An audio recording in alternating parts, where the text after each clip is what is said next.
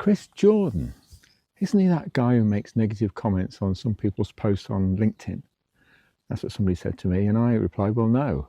Chris is the kind of guy who will call people out when they make sweeping statements, shall we say, or things they haven't really thought about, and I really value that. When somebody says to me, okay, your next job is this, and I go, no, it's not. Welcome to Print Island, another deserted corner. It's Diary of a Castaway, and it's episode 5. So why am I recording this stuff and pretending I'm on a desert island when I'm not really, you can probably tell.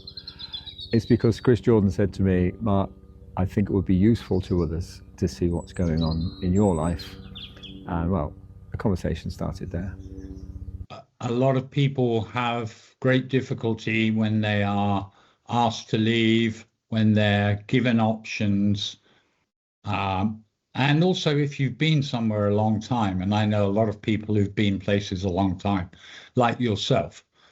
And the world is also a very difficult place, or a very different place to find a job than maybe even 3 or 5 years ago.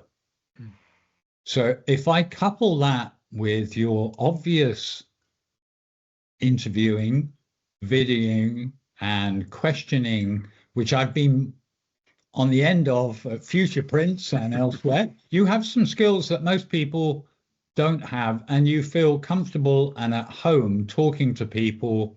And I think we, others, could help a lot of people overcome that initial shock, fear, anxiety, and maybe help them with ideas as to how to get a job or how to start a business on their own. So I asked Chris, what is it that made you pull away from corporate life and set up on your own? Was it a natural decision? Were you scared? Were you worried, nervous? Not Chris. Yeah, for me, it was a natural progression. I did 15 years with Linotype Paul, and I did a decade at EFI. I was, late 40s, early 50s then. When somebody says to me, okay, your next job is this, and I go, no, it's not. And Chris Jordan didn't fit. And what is it that makes Chris question the status quo? Reminds me a little bit of End of Day with Ray. And until then, remember this, status quo is the killer of all that'll be invented. Don't get stuck there. I'll see you all tomorrow. Ray's always saying we need to challenge the status quo and not stay the same. And Chris is very similar in some ways. I was definitely not one of the easiest human beings to manage. I've always been hopefully positively disruptive, but I was very fortunate. For me, it was like, okay, this is a natural. And I remember saying to my wife, Jane, she said, so you're going to go on your own. What happens if it doesn't work? I said, well, try something else. Right. And she said, yeah, that sounds like you. And I think that was what made me realize I have to give this thing a go. And a lot of people I talk to who've started on a journey like mine, as you'll see throughout this series, they just couldn't miss the chance to give it a go. And if it doesn't work, there's going to be something else coming along. So I asked Chris for one golden rule about setting up your own business and striking out on your own. Ask for help. Yeah. Okay. That people don't ask for enough help. One, from their existing networks, and two, let's say even in the last 3 to 5 years, I don't know if it's true, but I'm told LinkedIn has doubled in size. Oh, probably. Maybe, maybe more than that. And there are, as you know, tens of thousands of people out there, extremely well qualified, very helpful, who do not charge a lot of money, and some of them don't charge anything.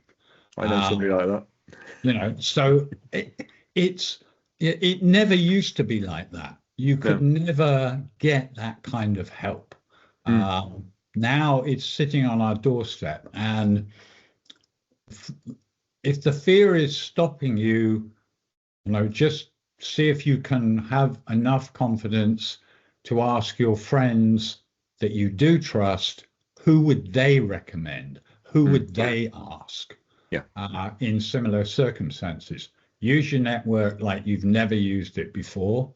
There are so many good people out there who are willing to help, give their advice and their knowledge. Yep. Because they understand what it feels like. And you're on quicksand. And it takes a while for the sand to become a little bit more solid. And that's the conclusion.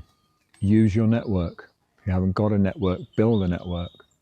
You've got people that you trust, ask them, as Chris said, ask them for referrals, ask them for people they can talk to. You know, somebody reached out to me and said, Mark, I need some help with something. I'm not going to turn you away. I won't necessarily have the answer, but we're all in this together, and this is a really common theme. There's many of us doing this kind of thing, and we can all help each other. We can all refer business to each other. Yes, of course, we can do that, but we can support each other, give each other a sense of security, a sense that we're not alone, and that we have that support if we're going through a hard time. There's someone we can talk to. So all the time I'm recording these, I'm thinking of other people I could talk to. I have a list already for season 2. I've got people in the back of my head that I think maybe them. Maybe Ray from The End of the Day with Ray. How about it, Ray? You want to tell your story? You want to talk to us about how you left the corporate world and how you became an independent voice? I bet that's a fascinating one. So a big thank you to Chris for always speaking his mind and always challenging me. Next week, we'll talk to Jean Lloyd. She doesn't hold back either. Diary of a Castaway. That'll be episode 6, only on Print Island.